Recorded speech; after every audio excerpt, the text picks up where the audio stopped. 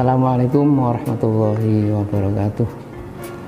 Kaum muslimin yang dirahmati Allah, pada bulan ini alhamdulillah kita semua masih diberi kesempatan oleh Allah untuk menjalankan ibadah puasa sebagai salah satu wujud ketakwaan kita, ketaatan kita kepada Allah Subhanahu wa taala dengan khusyuk menjalankan salah satu perintahnya, yakni ibadah puasa Ramadan. Nah, bulan ini bulan yang istimewa, bulan yang luar biasa, di mana Allah berkenan melipat gandakan pahala bagi kita orang-orang yang berpuasa. Ini tentu mempunyai hikmah yang sangat banyak. Setidak-tidaknya Allah memberi kesempatan pada kita umat Islam untuk mengejar ketertinggalan kita dibanding dengan umat-umat dahulu yang umurnya jauh lebih panjang. Kita yang berumur pendek, ya, bahkan Nabi Muhammad SAW bersabda, "A'maru ummati baina sittina was-sab'in." Bahwa umur umatku rata-rata antara 60 sampai 70 tahun. Dibanding dengan umat-umat terdahulu jauh sekali. Karena umat-umat terdahulu ada yang berumur sampai 1000 tahun, 900 tahun, 800 tahun dan sebagainya. Sehingga kesempatan mereka untuk beribadah tentu jauh lebih banyak. Namun demikian, dengan kasih sayang Allah kepada kita umat Muhammad SAW, kita diberi fasilitas untuk melipat gandakan pahala itu pada bulan Ramadan. Nah, di antara hal yang harus kita perhatikan selain puasa Ramadan, ada satu kewajiban yang melekat dengan bulan Ramadan. Yang pertama adalah zakat fitrah. Jangan sampai lupa, kewajiban zakat fitrah adalah kewajiban yang bersifat aini, bersifat individual. Artinya setiap jiwa yang hidup pada saat masuk Idul Fitri, maka dia wajib untuk berzakat fitrah. Zakat fitrah mempunyai fungsi untuk membersihkan jiwa kita, rohani kita, setelah kita menjalankan ibadah puasa selama 1 bulan. Di samping zakat fitrah ada zakat mal. Ini juga sangat penting. Mari kita perhatikan siklus zakat yang kita keluarkan setiap tahun. Apakah bersamaan dengan momentum bulan Ramadan atau bulan Syawal, atau pada bulan-bulan yang lain? Kalau kita biasa mengeluarkan zakat mal pada bulan Ramadan atau pada awal bulan Syawal, artinya siklus 1 tahunan untuk mengeluarkan zakat itu sudah terpenuhi. Karena itu pada kesempatan ini, kalau memang siklus 1 tahun sudah sampai pada kita, maka jangan lupa kita keluarkan zakat mal kita. Zakat merupakan salah satu rukun Islam yang harus kita tunaikan. Dalam surat At-Taubah ayat 103 Allah berfirman, "Khudz min amwalihim." Ya, jadi diperintahkan untuk mengambil harta dari orang-orang Islam, tentu yang telah memenuhi syarat sebagai muzaki. Fungsinya apa? Di sana dikatakan tutahhiruhum wa tuzakkihim biha. Bahwa zakat itu mempunyai fungsi untuk membersihkan dan mensucikan mereka. Dalam hal ini adalah harta yang mereka miliki, harta yang kita miliki. Karena itu ajaran zakat dalam Islam sebetulnya merupakan salah satu dari ajaran tentang keseimbangan dalam kehidupan ini.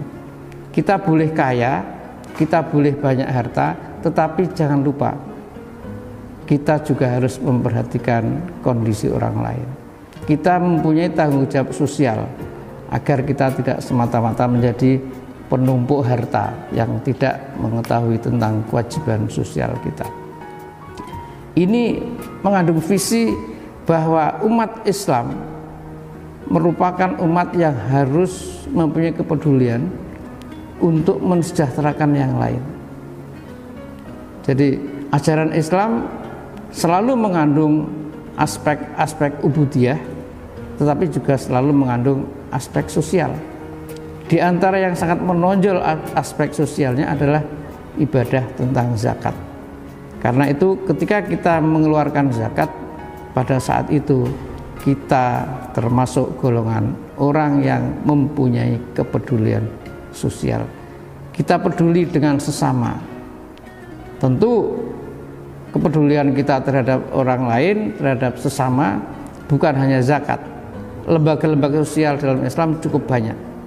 Ya, ada infak, ada sedekah, ada wakaf, kemudian ada hadiah, bahkan ada ibro namanya ya. Ibro itu membebaskan hutang orang lain kepada kita. Itu bagian dari lembaga-lembaga sosial yang ada dalam Islam. Tetapi zakat yang masuk dalam rukun Islam adalah zakat. Karena itu zakat merupakan keharusan yang tidak boleh ditawar-tawar bagi kita. Bahkan pada zaman sahabat Abu Bakar, orang yang tidak mengeluarkan zakat itu justru diperangi.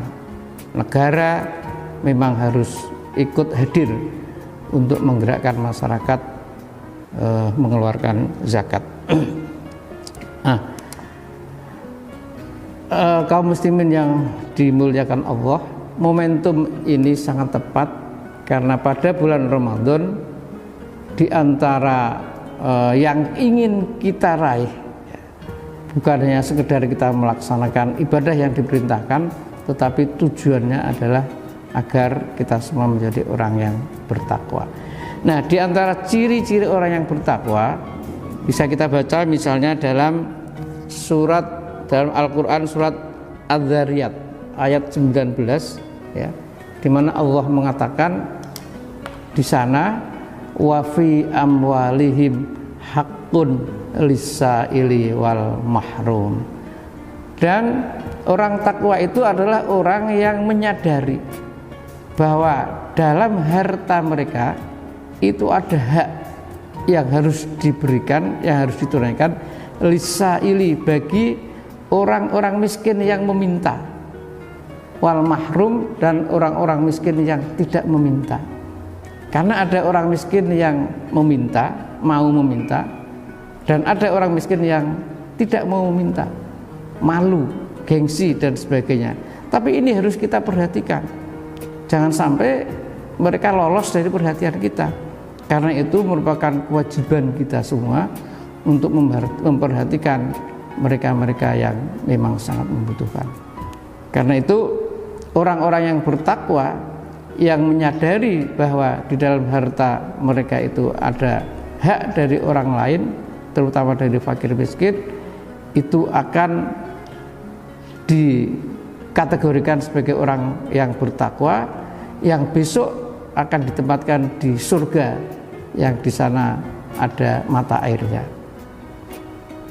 Jadi dalam surat Az-Zariyat sebelumnya itu Allah mengatakan bahwa orang-orang yang bertakwa itu akan ditempatkan fi jannatin wa uyun. Innalil muttaqina fi jannatin wa uyun, bahwa orang-orang yang bertakwa itu besok akan ditempatkan di surga-surga yang di sana ada mata airnya. Nah, di antaranya orang yang akan ditempatkan di surga yang ada mata airnya adalah orang-orang yang menyadari bahwa dalam harta mereka ada hak-hak orang lain, hak-hak orang miskin yang harus dikeluarkan. Nah, hidup seimbang itu hidup yang enak. Marilah kita terus upayakan agar keseimbangan dalam hidup kita ini selalu kita perjuangkan. Kita yakinkan bahwa kita selalu berada dalam hidup yang seimbang. Seimbang antara fikir dengan zikir, antara kesadaran individual dan kesadaran sosial, antara kebersamaan dan antara kepentingan pribadi. Hidup yang seimbang sekali lagi adalah hidup yang enak. Saya kira ini yang perlu saya sampaikan. Mudah-mudahan kita benar-benar menjadi hamba yang bertakwa, yang dapat mengamalkan seluruh dawuh-dawuh atau perintah-perintah Allah Subhanahu wa Ta'ala. Mohon maaf,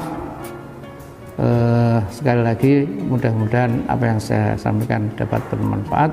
Wallahul muwaffiq ila aqwamit thoriq. Wassalamualaikum warahmatullahi wabarakatuh.